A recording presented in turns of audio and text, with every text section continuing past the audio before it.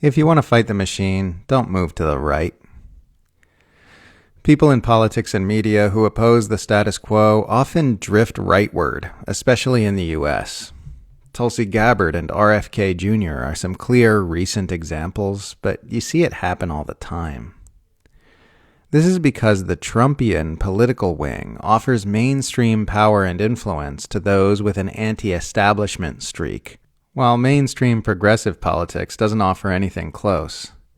If you're a right-wing populist, you can get elected president, while anyone to the left of Kamala Harris sees their campaigns sabotaged with smears and rigged primaries.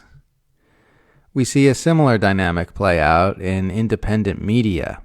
You'll see many solidly leftist commentators drifting to the right as they find bigger numbers in attacking liberal institutions than attacking the Trumpian faction, because anti-establishment sentiment is much more mainstream on the right. A much larger audience pool has been allowed to amass there for hostility toward establishment institutions, because the right poses no threat to the powerful. And therein lies the key point. Anti-establishment figures in politics and punditry aren't drifting rightward because the right has better arguments or is more solidly grounded in truth and morality. They're drifting rightward because the so-called populist right has been allowed to flourish while its mirror on the left has not. Right-wing populism has been allowed to flourish by the very power structures its proponents purport to oppose, while the authentic left has been systematically dismantled by generations of aggressive imperial operations. Look up COINTELPRO, for example. That's why you see Trump backed by oligarchs, empire managers, and DC swamp monsters, and see Trumpism uplifted by the Murdoch press, while anti-imperialist socialism can barely be said to even exist anywhere in the US-aligned world. So while the power and influence offered by right-wing populist factions can be tempting, that power and influence only exists because those factions are supported and defended by the empire itself. Public discontent is being corralled toward establishment-friendly political structures so that it doesn't head anywhere that can threaten the mechanics of the empire, while authentic opposition to capitalism, militarism, and empire building is viciously subverted by any means necessary.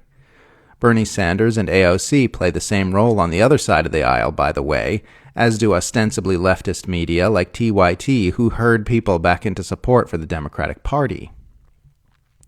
Real opposition to real power is not permitted to ascend to the presidency of the world's most powerful government. It is marginalized, smeared, and subverted, and kept as small as possible. That's why some who begin with sincere opposition to real power find themselves drawn to the right. It's larger and offers more opportunities, because it is more aligned with the ruling power structures of our day. It's fool's gold. It sells you power and influence so you can fight the power, but after you've made that bargain, you find yourself on the same side as the power. You sold out for nothing.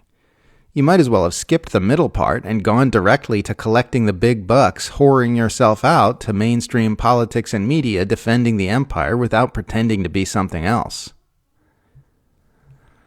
Staying true and authentic can be hard. It comes at a price. You don't get to see your favorite politicians win elections and take important positions in government. You don't get to amass tens of millions of loyal followers who hang on your every word. You lose friends and alienate family members with your positions on war and capitalism and imperialism and Zionism. You can't even watch a movie or show without being frequently disgusted by the empire propaganda you'll see. It isn't pretty, but at least it's real. It's another one of those red pill versus blue pill deals. Do you want disconcerting truths or comforting lies?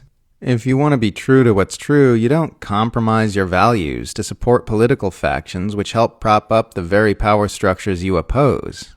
You stay focused on the enemy. You keep throwing sand in the gears of the machine, hoping that if enough people throw enough sand, it will eventually come crashing down, but self-assured that you're going to keep throwing sand either way, win or lose. Sure, it's hard. Sure, it entails a lot of disappointments and losses. But at least it's real. At least it stands a chance at beating the bastards, however small. As weak and pathetic as you can feel throwing haymakers at a globe-spanning empire some days, it still beats the hell out of collaborating with it. And that's exactly what you'd be doing by joining up with fraudulent political factions which claim to oppose the empire.